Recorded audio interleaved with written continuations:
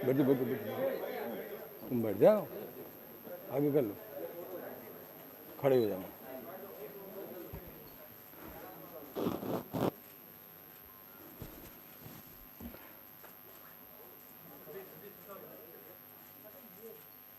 सम्मानित पत्रकार और मीडिया के भाइयों, मुझे बताते हुए बहुत ही हर्ष हो रहा है। समाजवादी पार्टी के माननीय राष्ट्रीय अध्यक्ष श्री अखिलेश यादव जी के कुशल नेतृत्व पर आज डॉक्टर धर्मपाल सिंह, पूर्व विधायक, एतमादपुर विधानसभा आगरा, समाजवादी पार्टी में शामिल हो रहे हैं। श्री कुंवर चंद्र, प्रत्याशी लोकसभा आगरा ग्रामीण बहुजन समाज पार्टी से, अभी 2019 में लोकसभा के उम्मीदवार थे। श्री कुंवर चंद्र जी प्रत्याशी लोकसभा आगरा ग्रामीण। इन्हीं के साथ श्री मखेंद्र सिंह चौहान, पूर्व जिला अध्यक्ष क्षत्रिय महासभा आगरा, उस हाल में हैं। श्री शिशुपाल सिंह जी सिकरवार, जिला महामंत्री क्षत्रिय महासभा आगरा। श्री सूबेदार वर्मा निषाद समाज के हैं। श्री सूबेदार वर्मा जिला पंचायत सदस्य आगरा। श्री सोनवीर सिंह, पूर्व सदस्य जिला पंचायत आगरा। श्री पूरन सिंह, पूर्व सदस्य जिला पंचायत आगरा। श्री अशोक निषाद, पार्षद नगर निगम आगरा। चौधरी धर्मेंद्र सिंह, जिला अध्यक्ष अखिल भारतीय पंचायत संगठन आगरा। श्री विशंबर सिंह दिवाकर, खेड़ी अड़ू। श्री मानवेंद्र सिंह, श्री छोटू सिंह, श्री राकेश यादव, श्री बाबी यादव, राजीव गिरी, राहुल यादव नगला स्वरूप, श्री केशव वर्मा, श्री रविंद्र, श्री ब्रजेश, श्री पप्पू, श्री जेपी, श्री प्रताप सिंह, श्री राजेंद्र सिंह उंदेरा, श्री मुकेश कुमार, करतार सिंह चौहान, राज बहादुर, श्री हरि सिंह जाटव, श्री समीप, श्री योगेश सिंह सिकरवार, श्री नरेंद्र सिंह सिकरवार, बनवारी लाल वर्मा, राजकुमार, श्री उदयवीर सिंह शेरखा, श्री बच्चू सिंह, श्री सोनू सिकरवार, दुष्यंत चौहान, मानपाल सिंह, कालीचरण, श्री ओमवीर प्रधान, मनोज सिंह, प्रेम मोहन त्यागी, कोमल सिंह, भूरी सिंह, नरोत्तम कुशवाहा, वीर सिंह चौहान, देव प्रकाश ऊंचा, श्री बालाजी परमार, श्री वीरेश चौहान, अमर सिंह, श्री चौधरी धर्मेंद्र सिंह, श्री नरसिंह बनई, विष्णु प्रधान, राजेंद्र प्रसाद, रणवीर सिंह, माधव सिंह,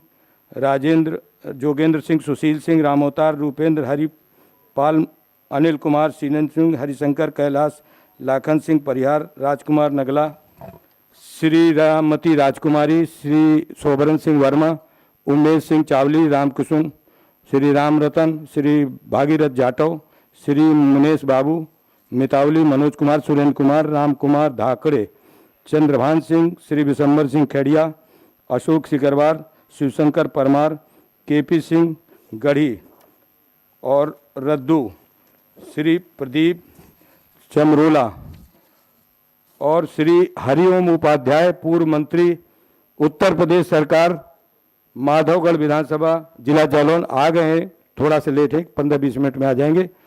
ये सज्जन महानुभाव ने आज माननीय राष्ट्रीय अध्यक्ष जी के नेतृत्व पर समाजवादी पार्टी पर सम्मिलित होने का निवेदन किया है। मैं आदरणीय राष्ट्रीय अध्यक्ष जी से अनुरोध करूंगा कि वो आप मीडिया के भाइयों को और ये शामिल होने वाले लोगों को अपने वचनों से और अपने कथनों से आप सबके सामने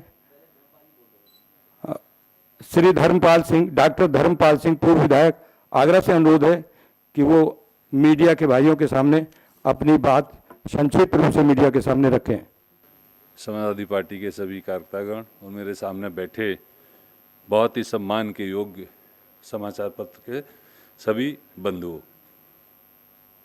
हम लोग बहुत दिनों से आदरणीय अखिलेश यादव जी ने जो पिछले कार्यकाल में प्रदेश के लिए, प्रदेश में सर्व समाज के लिए, युवाओं के लिए, किसानों के लिए जो कार्य किए, उनसे प्रभावित होकर आज समाजवादी पार्टी ज्वाइन कर रहे हैं। हम राष्ट्रीय अध्यक्ष जी का बहुत बहुत आभार व्यक्त करता हूं और विश्वास दिलाता हूँ कि समाजवादी पार्टी को मजबूत करने के लिए रात दिन मेहनत करके जो कुछ भी हम लोगों को मन पड़ेगा, समाजवादी पार्टी को मजबूत करें। बहुत बहुत धन्यवाद। श्री कुंवर चंद जी प्रत्याशी लोकसभा बहुजन समाज पार्टी से अनुरोध है कि वो मीडिया के भाइयों के सामने अपनी बात रखें। धन्यवाद। सम्मानीय राष्ट्रीय अध्यक्ष जी, विशेष सम्मान के पात्र पार्टी के जिम्मेदार सिपाही, मीडिया बंधु, सबको मेरी प्रार्थना भरी नमस्कार। सम्मानित साथियों, मैं कुंवर चंद वकील 1 साल प्रैक्टिस करने के बाद में वकालत छोड़ी, शिक्षा का प्रचार किया, पार्टी के लिए काम किया। पार्टी ने प्रभावित होकर यानी बहुजन समाज पार्टी ने मुझे लोकसभा का चुनाव लड़ाया। मैं मात्र 9,715 वोट से हारा। मात्र मेरा व्यवहार सबके बीच में अच्छा रहा, फिर भी मुझे पार्टी से क्यों बाहर कर दिया, मैं उस बुराई पर नहीं जाना चाहता। बस मैं राष्ट्रीय अध्यक्ष जी से लंबे समय से प्रभावित, इनकी कार्यशैली, नुकसान हो जाने के बावजूद भी एक शब्द भी नहीं बोलना, मैं बहुत प्रभावित हूँ। इसकी वजह से मैंने समाजवादी पार्टी परिवार को अपना परिवार बना लिया और मजबूती के लिए मुझसे जितना भी बन पड़ेगा मैं बहुत शालीनता के साथ, अदब के साथ मैं पार्टी में रहकर मैं पार्टी को मजबूती के लिए काम करूँगा। इन्हीं शब्दों के साथ नमस्कार। परम आदरणीय राष्ट्रीय अध्यक्ष जी।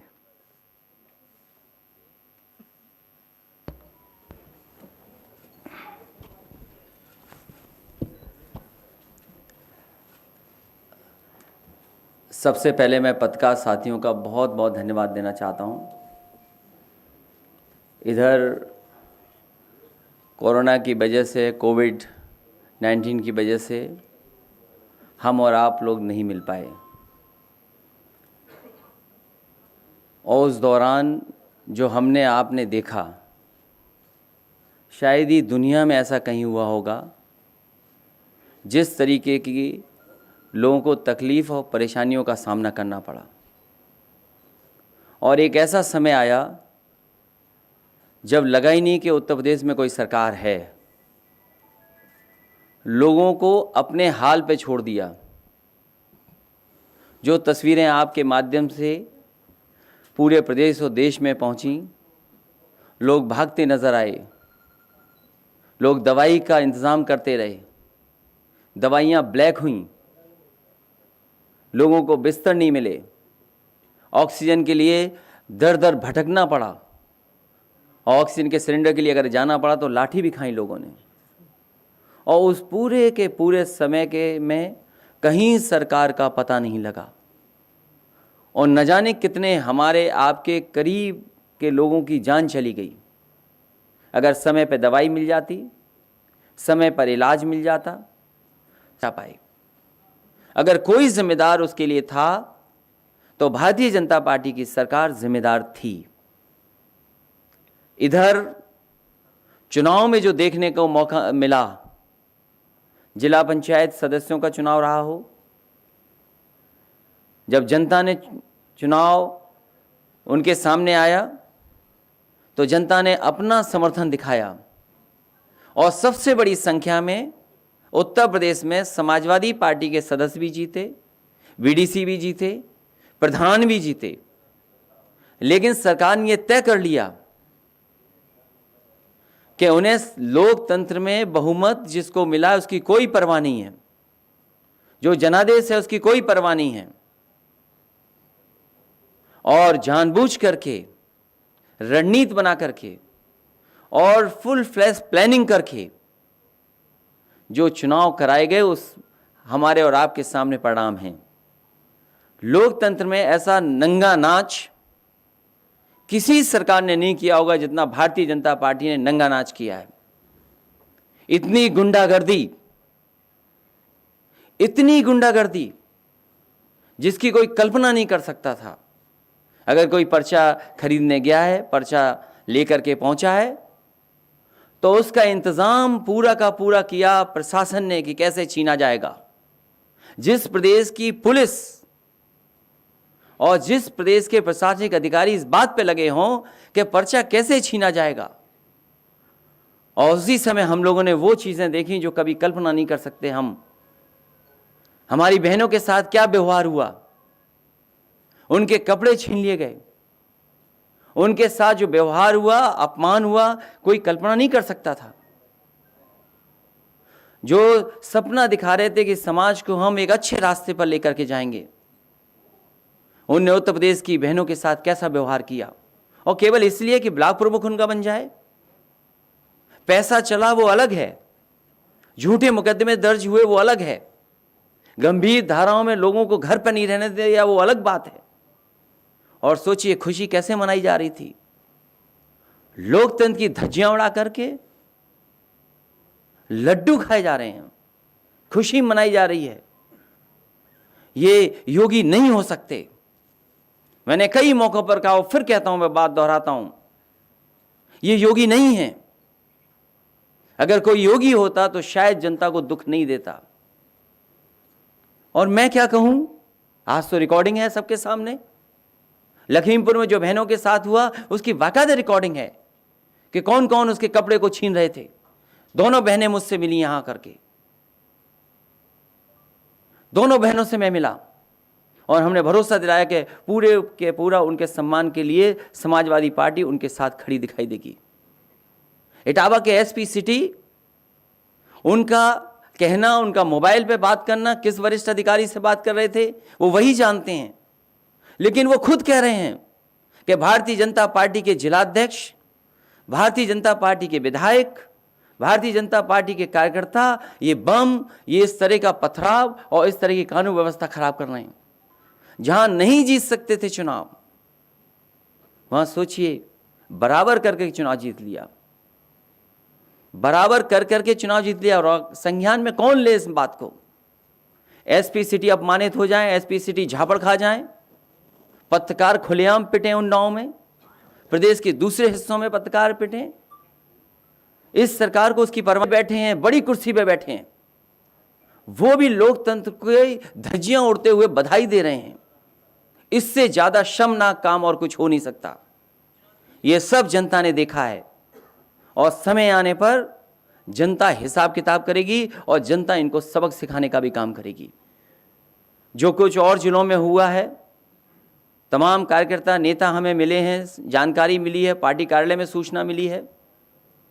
जिस तरीके से कोरोना में इन्होंने सही आंकड़े नहीं दिए कि कितने लोगों की जान चली गई, कितने लोगों की कोरोना की वजह से जान चली गई, न कोई मदद पहुंची उन तक, न कोई आंकड़े दिए हैं। संख्या क्या है ये सरकार नहीं बताना चाहती, क्योंकि सरकार मदद नहीं करना चाहती है। एक बार शिक्षक लोगों को जो ड्यूटी पे गए थे, कहा कि केवल 3 लोगों की जान गई है। बाद में संगठन और हम सब लोगों ने जब सवाल खड़े किए तो सरकार को स्वीकार करना पड़ा कि कितनी बड़ी संख्या में जान गई है। जो और प्रदेशों में जो होता हो वो होता हो, लेकिन उत्तर प्रदेश में जितना गुंडागर्दी हुई है, शायद पूरे पॉलिटिकल कैरियर में अभी तक मैंने गुंडा शब्द इस्तेमाल नहीं किया था। जब से पंचायत के चुनाव देखे हैं टीवी पर और लोगों ने बताया और जानकारी की कि भारतीय जनता पार्टी से बड़ी गुंडागर्दी वाली पार्टी कोई हो नहीं सकती।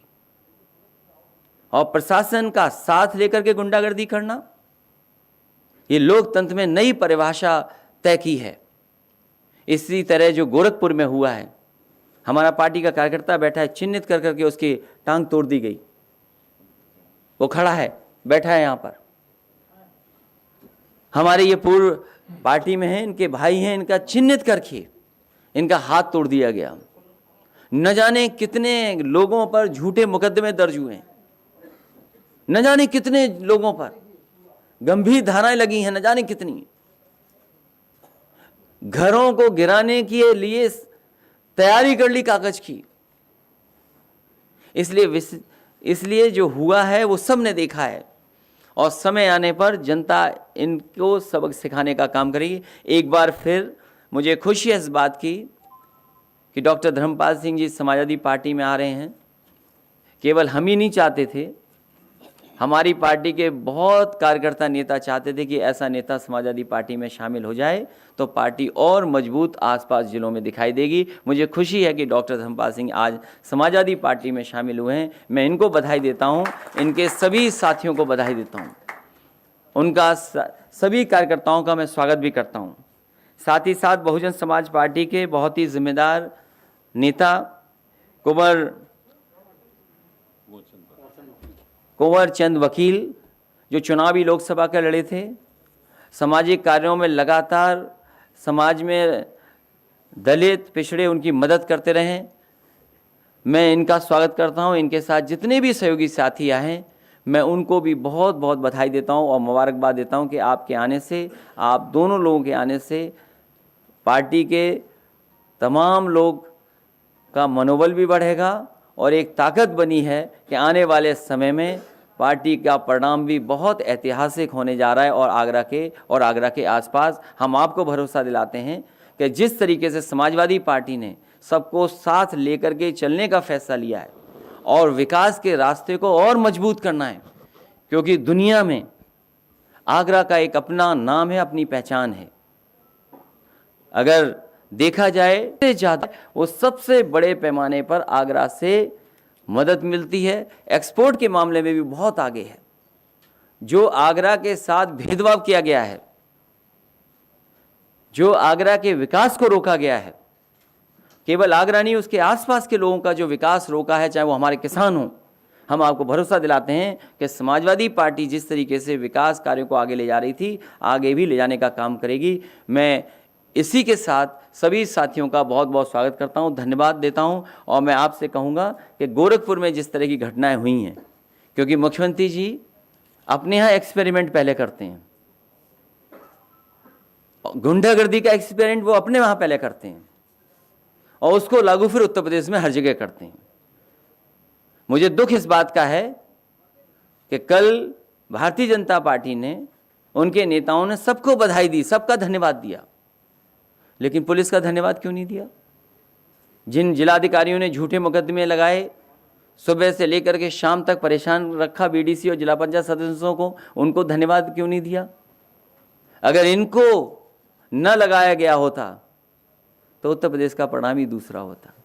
मैं कहूँगा कि जो गोरखपुर में अन्याय का, गुंडागर्दी का एक्सपेरिमेंट हो रहा है, वो आप बताएं और उसके बाद जो प्रेस सवाल पूछना चाहेगी पूछ लेगी।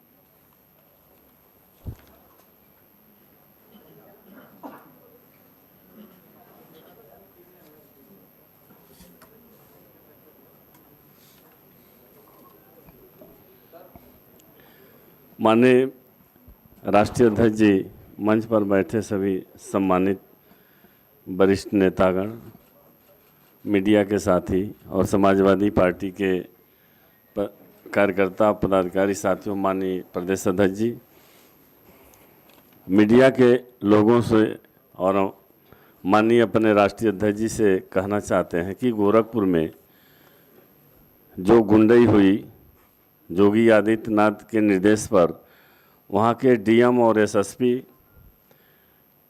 खुला भारतीय जनता पार्टी के प्रत्याशियों का मदद कर रहे थे।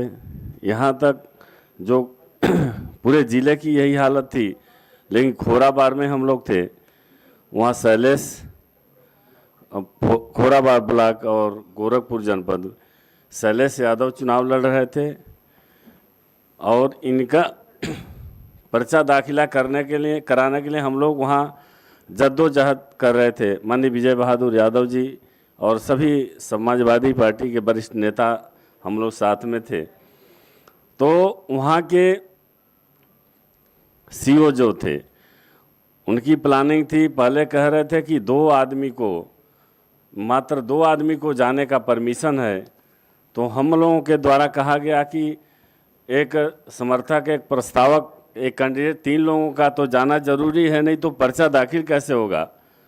लेकिन एक भी बात नहीं सुनी, दबाव बनाया गया, सपा के सब लोग मिलकर दबाव बनाए, तो फिर अनुमति दी है कि ठीक है 3 लोग एक साथ जाएंगे। अंदर ले जाने के बाद जो प्रमुख पद के कैंडिडेट थे, इनको वहाँ के सीओ और एसपी सिटी ने कहा कि ये अपना पर्चा हमको दे दीजिए और इसका जांच करवाते हैं। तो जांच करने के बहाने वो ले लिए और वहाँ के स्थानीय विधायक को वो पर्चा दे दिया और विधायक इनके सामने फाड़ कर फेंक दिया पर्चा और इनको एक कमरे में बाहर से बंद कर दिए पूरा समय। और बाहर से हम लोगों को जब गुंडों के द्वारा बंद किया गया, उनके पुलिस अधिकारियों के द्वारा, तो समाजवादी पार्टी के कार्यकर्ता नाराज हुए, विरोध अपना कर रहे थे और रोड पर बैठ गए। इतने में पुलिस लाठी चार्ज कर सबको पीटा। कम से कम 20 लोगों का हाथ पैर टूटा है। इसमें प्रत्याशी जो थे शैलेश यादव, उनके भाई दुर्गेश यादव का पैर टूटा है और मेरा छोटा भाई मनोज निषाद, इसका हाथ टूट गया है, सर फट गया है। ऐसे 22 लोग जो समाजवादी पार्टी के वर्कर हैं, सबको पुलिस ने पीटा। तो ऐसे पूरे जनपद में हमारा तो ये मानना है कि पूरे पूर्वांचल में ये पुलिस और भाजपा के वर्कर मिलकर पर्चा दाखिला नहीं करने दे, तमाम जगहों पर पर्चा फाड़ दिए हैं लेकर। वहाँ चरगावा ब्लॉक में रामाश्रय निषाद पर्चा वही गोरखपुर में ही पड़ता है चरगावा ब्लॉक, वहाँ उनके साथ मारपीट किए, उनका भी पर्चा फाड़ के फेंक दिए। चौरी चौरा में एक निषाद लड़ रहे थे, कैंडिडेट थे, उनका भी पर्चा फाड़ के फेंक दिया गया, मारपीट किया गया। खास करके पिछड़े वर्ग के लोग जो समाजवादी पार्टी से जुड़े हैं, उनको टारगेट किया गया, उनको फर्जी मुकदमा में फंसाने की धमकी, उनके ईंट भट्ठों पर जेसीबी भेजकर गिरवाना, मकान गिरवाना, बाउंड्री गिरवाना, यह धमकी देकर वहाँ अपने कैंडिडेट को भारतीय जनता पार्टी ने जिताया है। ऐसी घटना तो हम कभी नहीं देखे थे अपने राजनीतिक जीवन में। इस तरह से पुलिस प्रशासन और भारतीय जनता पार्टी के लोग जितना गुंडाई किए हैं, इसका कोई रिकॉर्ड नहीं अब तक मिलता है। तो हमारा प्रेस के माध्यम से, प्रेस के लोगों से माननीय अपने राष्ट्रीय अध्यक्ष जी से निवेदन है कि हम वहाँ जोगी जी का बराबर हम लोगों का जवाब दे सकते हैं और दिया जाता है। उनके किसी भी गुंडाई का जवाब हम लोग देने में सक्षम हैं। वो हम लोग को जो भी चाहें वो कर सकते हैं, लेकिन समाजवादी पार्टी कभी गोरखपुर में पीछे नहीं हटेगी। और जिला पंचायत अध्यक्ष चुनाव में वहाँ भी बीजेपी के कार्यकर्ता गुंडाई किए। उस समय हम चले गए थे देवरिया, तो वहाँ भी लाठी चार्ज हुई। वहाँ मुझे लाठी कई लाठी मुझे लगा मेरे पैर में और यहाँ मेरे भाई को। तो ये पिछड़े वर्ग के नेताओं को टारगेट किया जा रहा है कि ये लोग अगुवाई न करें, अपने समाज को जागरूक न करें। तो मेरा मानना है कि भारतीय जनता पार्टी के कथनी और करनी में बहुत अंतर है और ऐसे न इस प्रदेश का न इस देश का विकास नहीं हो सकता है। और हम मांग करते हैं अपने राष्ट्रीय अध्यक्ष जी से, प्रेस के लोगों से, कि वहाँ न्याय मिलना चाहिए और हमारी बात को आप लोग इसको उचित माध्यम से उठाने का प्रयास करें। इसी के साथ हम अपनी बात समाप्त करते हैं। जय हिंद, जय भारत, जय समाजवाद। जी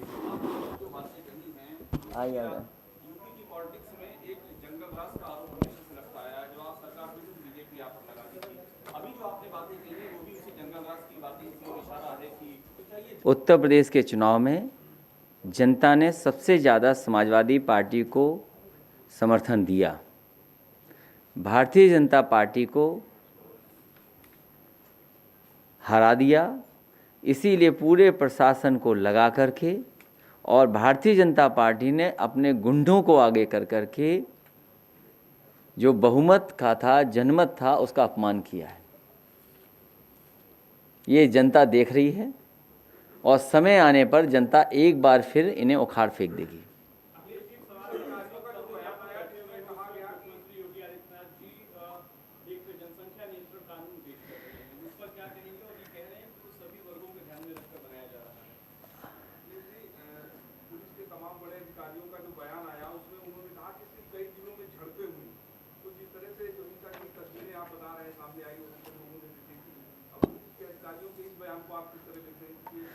अगर पुलिस पिट रही हो, पत्रकार पिट रहे हों और पुलिस अपने लोगों को न बचा पा रही हो, एसपी सिटी का वो कथन, उनका कहना सरकार को स्वयं संज्ञान लेकर के उन दोषी लोगों के खिलाफ कार्रवाई कर देनी चाहिए। अगर एसपी सिटी उस समय कह रहे हैं कि भारतीय जनता पार्टी के जिलाध्यक्ष, भारतीय जनता पार्टी के विधायक, भारतीय जनता पार्टी के कार्यकर्ता बम चला रहे हैं, पत्थरबाजी कर रहे हैं, पीट रहे हैं, मुझे थप्पड़ मारा है, अगर पुलिस उस समय हाथ खड़े कर लेगी तो आप किससे उम्मीद करोगे न्याय? क्या ये वरिष्ठ अधिकारियों को शोभा दे रहा है कि उनका ही सहपाठी, उनका ही सहयोगी इस तरीके से अपमानित हो रहा हो? और सवाल भारतीय जनता पार्टी से आज पहली बार है। भारतीय जनता पार्टी ने अपना संकल्प पत्र बनाया और अगर संकल्प पत्र देखेंगे, उस संकल्प में ये योगी जी नहीं थे। जो उनका संकल्प पत्र बना है उसकी अगर तस्वीरें देखेंगे तो उसमें योगी जी नहीं थे तस्वीर में, भारतीय जनता पार्टी के भी सदस्य नहीं है। उनसे पहला सवाल यह है कि भारतीय जनता पार्टी ने अपना संकल्प पत्र जारी किया, भारतीय जनता पार्टी ये बताए कि आज किसान की आय क्या है। लगातार जब डीजल, पेट्रोल, खाद, कीटनाशक दवाइयाँ, बीज, सब कुछ महंगा हो रहा है, आज किसान की आय क्या है? और जो वादा किया था जनता को, किसानों को, कि 2022 तक किसान की आय दोगुनी हो जाएगी, उन्हीं का घोषणा पत्र मेरे हाथ में है, उन्हीं का संकल्प पत्र मेरे हाथ में है। जो पहले पन्ने में कृषि विकास का बने आधार में जो आखिरी बिंदु है, आखिरी सवाल, वो यही है कि 2022 तक उत्तर प्रदेश के किसानों की कृषि आमदनी को दोगुना करने के लिए एक विस्तृत रोड मैप तैयार किया जाएगा। ये भारतीय जनता पार्टी का संकल्प पत्र है। इसीलिए जो सवाल आपने पूछा है, भारतीय जनता पार्टी इन सवालों का जवाब नहीं देना चाहती है। उन्होंने अपना घोषणा पत्र, संकल्प पत्र कूड़ेदान में फेंक दिया है। इसे भारतीय जनता पार्टी को सबसे पहले ये बताना चाहिए कि 4.5 साल में आपने कौन सा रोड मैप तय किया था जिससे किसान की आमदनी दोगुनी हो गई है। और भारतीय जनता पार्टी सरकार में है, ये बताए कि आज किसानों की आय क्या है। और जिस दिन भी प्रेस होगी भारतीय जनता पार्टी से मैं सवाल पूछूंगा।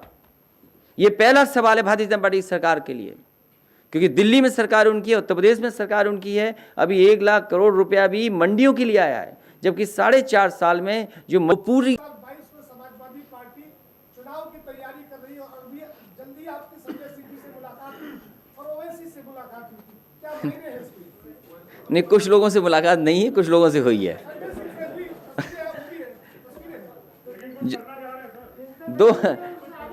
2022 उसी की शुरुआत है कि आप देखिए हमारे बगल में डॉक्टर धर्मपाल सिंह जी बैठे हैं और उनके बगल में एक बहुजन समाज पार्टी के बहुत ही सीनियर नेता हैं।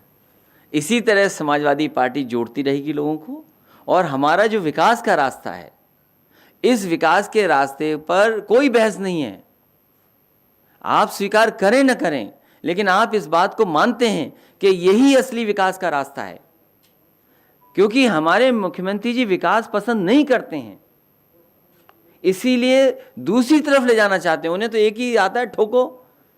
नई जेसीबी एक नई मशीन ले आए हैं, एक जेसीबी मशीन जान गए या ठोको जान गए। उन्हें चलाना आता है जेसीबी मशीन के नहीं आता है। सवाल ये भी एक बड़ा है, खुद अगर बैठा दिया उस पर तो न जाने क्या क्या तोड़ देंगे। इसलिए पहला भारतीय जनता पार्टी से सवाल यही है कि किसानों की आज आय क्या है। और 2022 तक उन्होंने अपने घोषणा पत्र में वादा किया था कि किसानों की आमदनी को दोगुना कर देंगे। अभी किसानों की आमदनी दोगुनी हुई कि नहीं हुई, ये सरकार को बताना है। जो आप मुद्दे उठा रहे हैं, सारे मुद्दे जो आपने बताए हैं, क्या जो बीजेपी अब नीतियां जो लेकर आ रही है वो इसी वजह से लेकर आ रही है कि चीजें हटा दी जाए, लोगों का ध्यान न जाए इस पर? भारतीय जनता पार्टी ने अपना संकल्प पत्र कूड़ेदान में फेंक दिया है।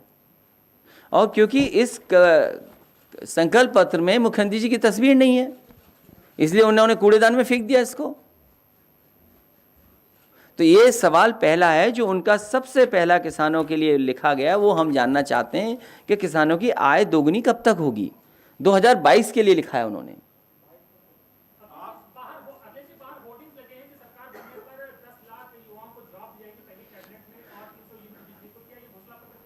अभी घोषणा पत्र आएगा, इससे ज़्यादा किसानों की मदद, इससे ज़्यादा नौजवानों के रोजगार नौकरी का इंतजाम समाजवादी सरकार करेगी। मैं तो आपसे कहना चाहता हूं कि कभी मुख्यमंत्री जी ने कहा है कि super critical thermal plant, 660 super critical thermal plant कभी उनके मुंह से सुना है कि नहीं सुना है? अगर नहीं सुना है तो वो बिजली के बारे में नहीं जानते। विपक्ष के बिखरने से ही भाजपा को फायदा मिलता है। विपक्ष की कोशिश होगी, समाजवादी पार्टी की कोशिश होगी ज़्यादा से ज़्यादा दल को साथ ले लें।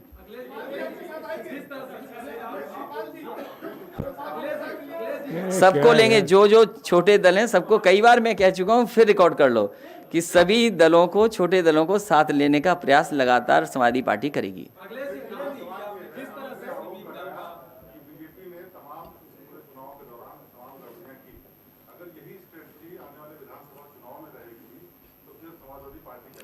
भारतीय जनता पार्टी जनता से नहीं लड़ सकती।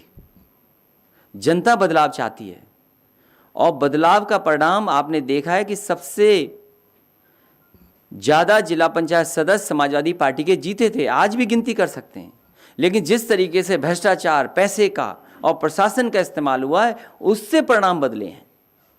ये भारतीय जनता पार्टी कहती थी कि नोटबंदी से भ्रष्टाचार खत्म हो जाएगा, लेकिन पूरे उत्तर प्रदेश ने देख लिया है कि जिला पंचायत सदस्यों को और वीडीसीओ को कैसे मनाया।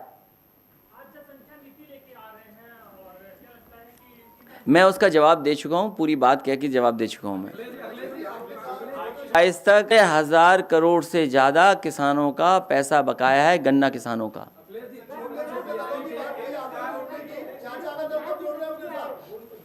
फिरोजाबाद वाले शांत रहे।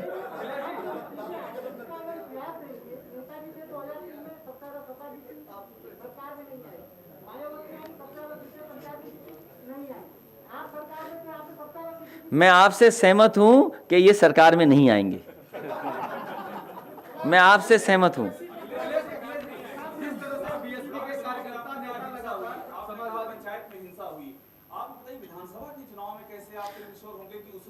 उत्तर प्रदेश की जनता भारतीय जनता पार्टी को हटाना चाहती है।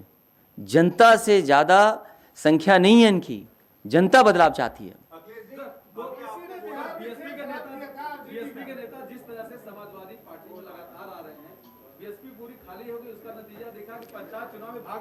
अभी भारतीय जनता पार्टी के लोगों के लिए दरवाजा नहीं खोला है। उनकी टिकट कटेगी तो देखिए किधर किधर जाएंगे। उनकी सूची बन गई है, जब टिकट कटेगी तो वो जानते होंगे कि कितने जाएंगे। इसी तरह हरिओम उपाध्याय जी आ गए क्या? नहीं आ पाए, चलिए कोई बात नहीं, हालांकि वो नहीं पहुंच पाए हैं। भाई मैं किसी दल के भविष्य कैसे तय कर सकता हूं? हम अपना भविष्य बना रहे हैं। और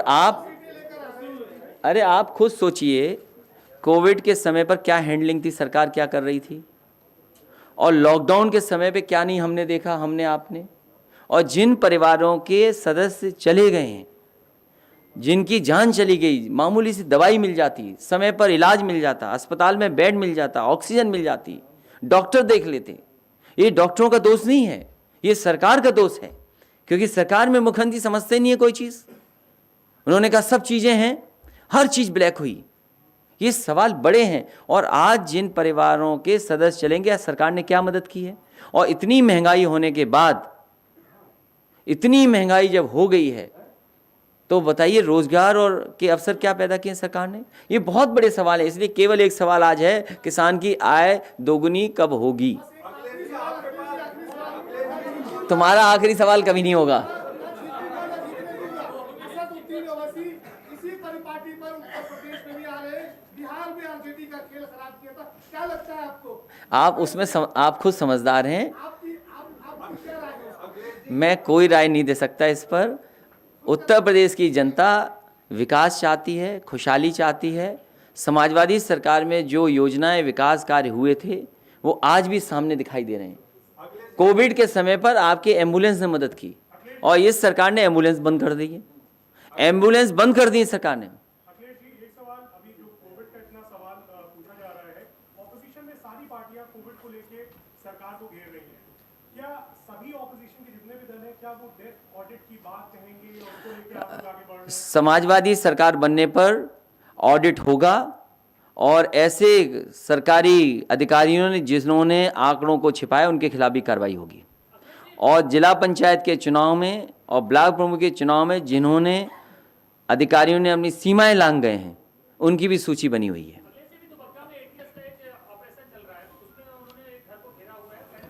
मैं उत्तर प्रदेश की पुलिस पर और खासकर बीजेपी की सरकार भरोसा नहीं कर सकता, इसलिए साथ ही में दो हमारे साथी जिनका जन्मदिन है उनको बहुत बहुत बधाई, और आप में से बहुत सारे साथियों ने बधाई दी थी, आपका धन्यवाद।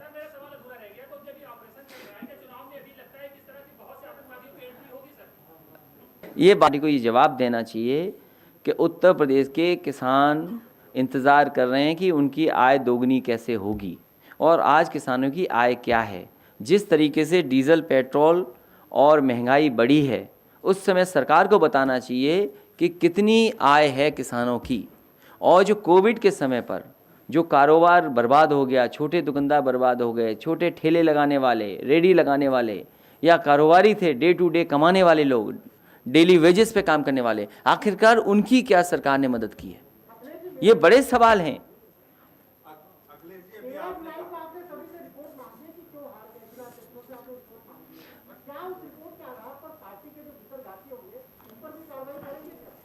बेतरघातियों से काम लेंगे।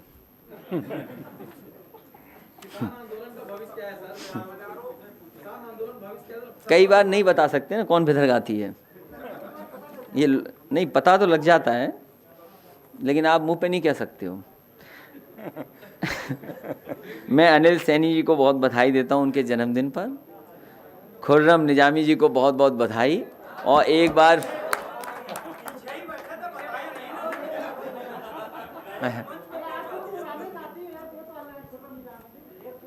नहीं, मुझे याद है, मुझे पता है, साथी तो आप भी हो। वो चैनल बदल गया तो क्या हुआ। इसलिए एक बार फिर डॉक्टर धर्मपाल जी को और उनके साथ जो वकील हैं उनको भी बहुत बहुत बधाई और बहुत बहुत स्वागत करता हूं मैं। एक खुर्रम बुलाइए उन्हें, आ जाओ इधर, आ जाओ इधर, अदिति आ जाओ। वो हाँ, ये गाना लॉन्च बोल दो, गाना लॉन्च बोल दो। Sagar just play the song. Hello Siddhant, गाना लॉन्च हो रहा है। सिद्धांत जी आप अपना प्रश्न करिए। ये कार्यकर्ता हैं जो अपनी सिद्धांत तरफ से आइए, गाने आप बनाते आइए। हैं, तो हम लॉन्च कर दें।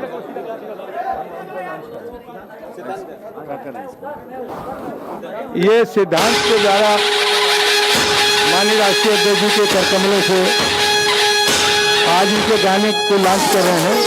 माननीय राष्ट्रीय अध्यक्ष जी के करकमलों से सिद्धांत जो मिर्जापुर से आए हैं, युवा कलाकार हैं, अनुरोध है कि आवे और अपना गीत प्रस्तुत। अखिल अखिल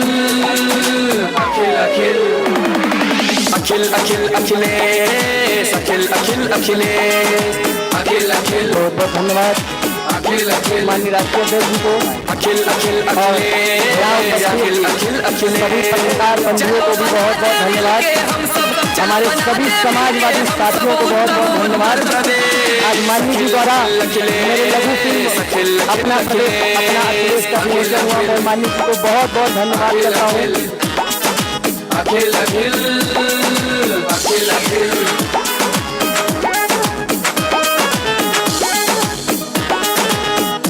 और जैसा कि हम लोगों ने देखा है कि पंचायत के चुनाव में जो भी हुआ है, 21 उनका था लेकिन 22 हमारा है। माननीय राष्ट्रीय अध्यक्ष जी के जन्मदिन के अवसर पर मैंने एक गीत लॉन्च किया था, मैं सिर्फ 2 मिनट आप सभी के बीच रखना चाहूँगा।